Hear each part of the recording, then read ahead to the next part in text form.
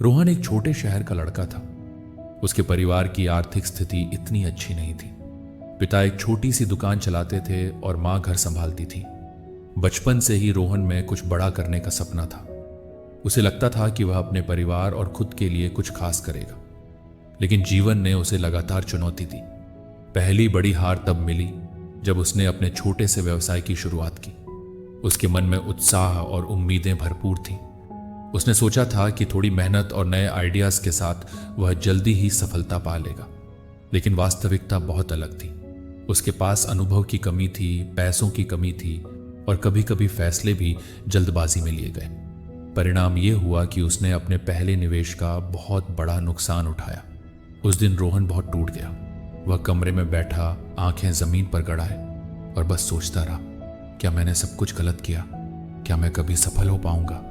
लेकिन थोड़ी देर बाद उसने महसूस किया कि अगर वह हार मान लेगा तो उसके सपनों का क्या होगा। उसने खुद से वादा किया, मैं हार मानने वाला नहीं हूं, मैं अपनी गलतियों से सीखूंगा और फिर कोशिश करूंगा। रोहन ने पहले असफल प्रयास से सीखा कि केवल उत्साह और मेहनत ही काफी नहीं होती, योजना और समझदारी भी उतनी ही जरूरी थी। उसने अपने अनुभव का विश्लेषण किया और देखा कि कहां कमी रही। उसके ग्राहक खुश नहीं थे, समय पर डिलीवरी नहीं हो पा रही थी और उसका प्रोडक्ट बाजार की जरूरतों के अनुरूप नहीं था। अगले प्रयास में रोहन ने छोटे कदम उठाए। उसने प्रोडक्ट को बेहतर बनाने पर ध्यान दिया, ग्राहकों से फीडबैक लिया और मार्केटिंग के नए तरीकों को अपनाया। फिर भी शुरुआत में उसे कई बार असफलताओं का सामना करना पड़ा। कभी पैसों की कमी आई, कभी डिलीवरी में दिक्कत आई, तो कभी टीम में मतभेद हो गए। हर बार रोहन उदास हुआ, लेकिन हार को अपने लिए सीख में बदल दिया।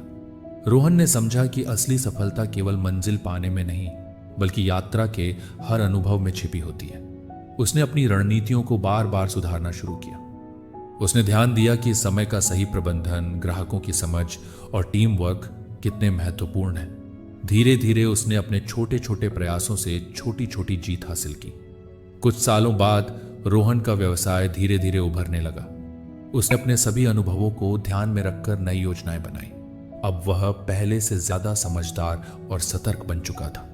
उसके प्रोडक्ट की गुणवत्ता बढ़ गई, ग्राहकों की संतुष्टि भी बढ़ी और टीम का माहौल भी बेहतर हुआ। लेकिन सफलता की राह आसान नहीं थी। एक बार एक बड़ा प्रोजेक्ट सामने आया जिसमें उसे नया मार्केट खोलना था। शुरुआती दिनों में उसे कई परेशानियां आईं। नए मार्केट की मांग और प्रतियोगिता ने उसे चुनौती दी।